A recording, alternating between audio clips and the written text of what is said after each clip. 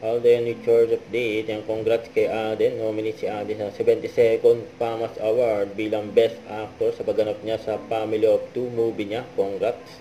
At post ni Alden sa kanyang Instagram. Yung cover pa nga si Alden ng Preview Magazine ng Front Runner. Nagwapo nga ni Alden eh. Yan issue May 2024.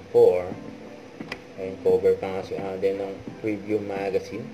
Ayan pa nga yung video ng pasilip sa cover ni Alden. Congrats kay Alden, umula ng blessing. Kaya nag-workout pa nga si Alden.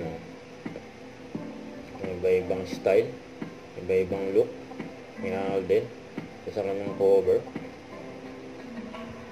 Ito yung interview kay Alden.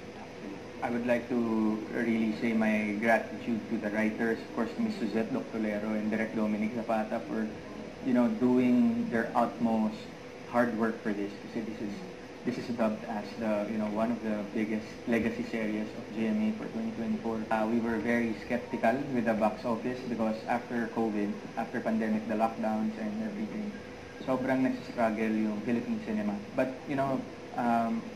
sumugal kami lahat.